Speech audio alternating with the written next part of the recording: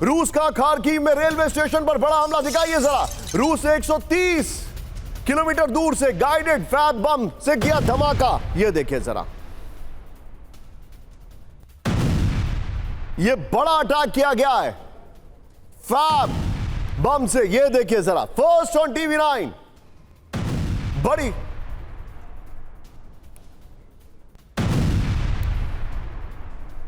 ये जो जानकारी है इसमें इंटरेस्टिंग बात क्या है, फुल फ्रेम पे शॉट दिखाइए। ये ऐसा लग रहा है जैसे एम्युनिशन डिपो पे अटैक किया गया है। रेलवे के पास एम्युनिशन डिपो था, हमले में रेलवे जंक्शन को काफी नुकसान पहुंचा है क्योंकि जो मशरूम क्लाउड है, हालांकि मैं ये कह सकता हूं कि हो सकता है इसमें 40 to 30% चांसेस हो कि इस विजुअल को ट्रीट किया गया है, लेकिन उसके बाद भी जो विजुअल आ रहा है उसमें मशरूम क्लाउड दिखाई दे रहा है। और अगर ये 24 घंटे तक इसमें न्यूक्लियर वेरिफिकेशन नहीं हुआ है तो इसका मतलब है ये एम्युनिशन डिपो को उड़ा दिया गया है। हैरान करने वाला वीडियो है। एक और बड़ी खबर, सीधा ये ब्रेक करिए। खार्किव में रूस का विध्वंसक एयर स्ट्राइक, दिखाइए जरा ब्रेकिंग और शॉट। खार्किव में एक साथ 4 जबरदस्त विस्फोट हुए हैं। रूस ने गाइडेड एयर बमों से किया हमला, बड़ी खबर। हमले में खार्किव में भीषण नुकसान का दावा किया जा रहा है। यह देखिए जरा, यह खार्किव में बड़ा अटैक है, बड़ा attack. It's really really big. मैं चाहूंगा नितिन जरा दोनों ब्रेकिंग, दोनों शॉट दिखाइए। ये दोनों ब्रेकिंग, दोनों शॉट। लेकिन इस सब के बीच में आज की बड़ी खबर, फ्लोर ब्रेकिंग, रूस से जंग नहीं जीत पाएगा यूक्रेन। ब्रेक करिए जरा। पुतिन से मुलाकात से पहले ट्रंप का बहुत बड़ा दावा। ट्रंप ने कहा मुझे नहीं लगता कि यूक्रेन जीतेगा, हालांकि बाद में करेक्शन भी किया उन्होंने। ट्रंप ने कहा रूस यूक्रेन जंग में कुछ भी हो सकता है। ब्रेकिंग और शॉट, प्ले इट ऑन। रूस यूक्रेन जंग में हर हफ्ते 5 से 7 हजार सैनिकों की मौत हो रही है। ब्रेकिंग और शॉट दिखाइए जरा।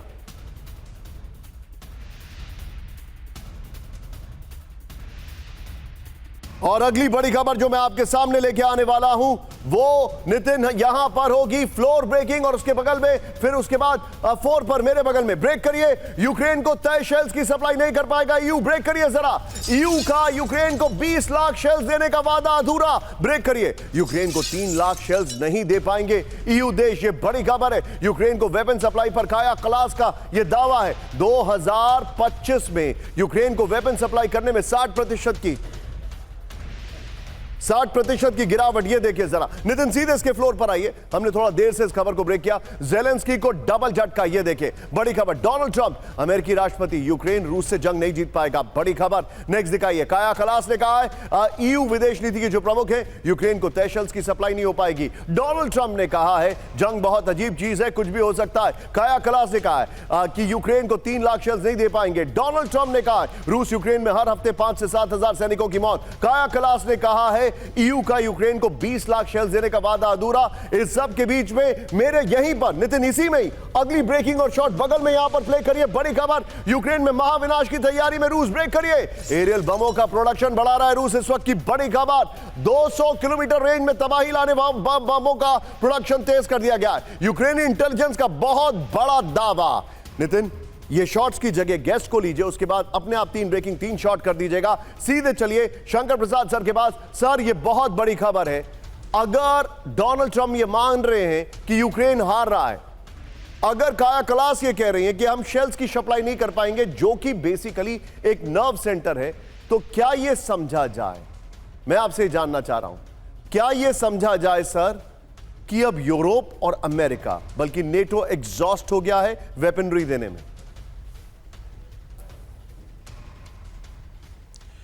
2 बात समझने की है इसमें। फर्स्टली देखिए, यूक्रेन को जितनी मदद मिल रही थी नाटो देशों से, वो अब दिन पे दिन घटती चली जाएगी, क्योंकि नाटो देश अपनी तैयारी में जुट गए हैं। अब they want to make themselves stronger in the event कि अगर रशिया का कोई नाटो के साथ किसी टाइम पर भी कोई युद्ध हो जाता है। दूसरा, आपने देखा कि अमेरिका ने भी पहले कहा था टोमाहॉक देंगे, अब टोमाहॉक उनको नहीं दे पा रहे हैं, क्योंकि वो कहते हैं कि टोमाहॉक की ज़रूरत हमें ज़्यादा पड़ेगी, इसलिए हम अभी किसी को नहीं दे सकते।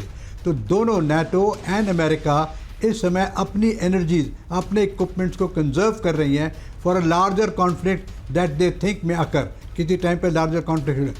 दूसरी तरफ आप देख रहे हैं कि रशिया किसी पर डिपेंडेंट नहीं है, ही इज़ ऑल आत्मनिर्भर, और वो दिन पे दिन नए हथियार दिखाते चले जा रहे हैं। मैंने कई दफ़ा आपसे पहले भी कहा है कि एक रशिया के लिए एक टेस्टिंग ग्राउंड है, हर एक वेपन की वो टेस्ट कर रहा है। जिस तरीके से आज आपने दिखाया रेल के ऊपर हमला हुआ और किस तरीके से मशरूम गया या नहीं गया, वो तो खैर ट्वीट भी हो सकता है, लेकिन आप देखेंगे किस प्रकार से in the last couple of days और आज जिस तरह से आप बता रहे हैं कि intensity of attack in Ukraine has become intense now.